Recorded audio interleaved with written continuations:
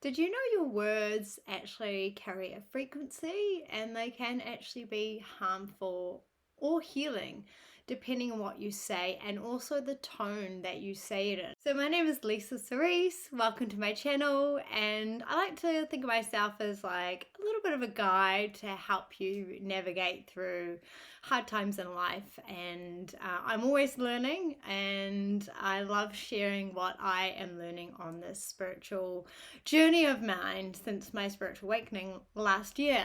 So anyway, today we're going to be talking about like words and how they carry frequency and sound. And it can actually be, sound is such a it can be healing and it can also be harmful, and that's exactly the same as our words. Now, I heard someone say to me once that like careful of your words because they're like spells. And I 100% get what this person was saying, and I know that is also in somewhat, yeah, you can spell cast with your words, but a part of me is a thought like, and I'm totally into witchy stuff and things like that, but a part of me feels like the word spell is like manipulation almost, because you can cast a spell against someone's free will, and then that's like manipulation. And I'm not a fan of manipulation, so I try and stay away from anything that feels a little bit manipulating. So that word spell really made me feel like I'm not trying to spell anything, like cast a spell. But I do realize I've been listening and reading a book about tuning forks and the frequencies, and how music is very healing, and it's all about the frequency wave and stuff like that. I'm not an expert on this field, so I'll just go into like what I sort of my take on this book. I'm reading a book called Tuning the Human Biofield by Eileen McKusick. Yeah, and so in the book she talks about words, and the word, it carries a vibration and a tone, and so it really, and this is not something new. Like, I've always known that we got to be careful of our words and the way we say things and our tone and stuff like this. But this part actually really resonated with me, and it's like a little light switch kind of turned on, because I was like, well, if I can think of it as a frequency, and a sound can be either healing or harmful depending on the tone, the vibration, and all of that.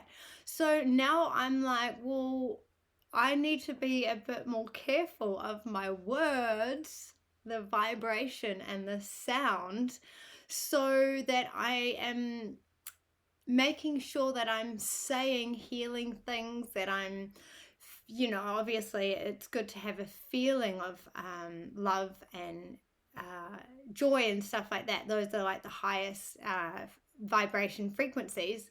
But we don't always feel that way. And so I am someone who particularly gets in my head and can speak a little bit negative, especially towards myself.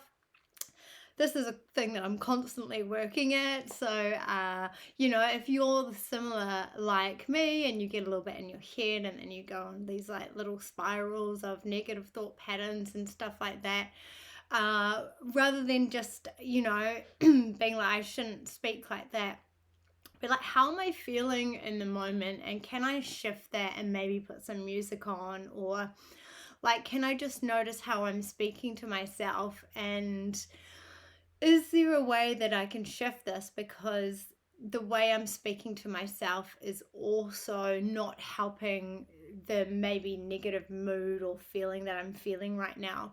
So how can you possibly shift this? And it might even be that just like music is actually the one thing that can change, and also sound.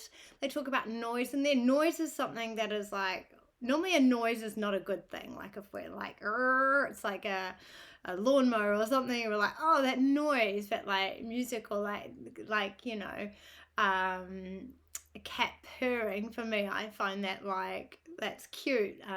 So that's like a loving sound, you know, and music can also uplift us as well. So basically, if you're struggling with like low mood or getting into these negative spirals, then just really be mindful with the words you say and also the tone that we say as well. And if we are feeling in like a little bit of one of those loops, then this is when you can try and put on some music that will lift your vibration. Like, have you ever been in a bad mood and then you put on a song and you just like light up and you feel really good? I know I sure have. But then there's times where I'm in like such a mood that even my favorite song irritates me.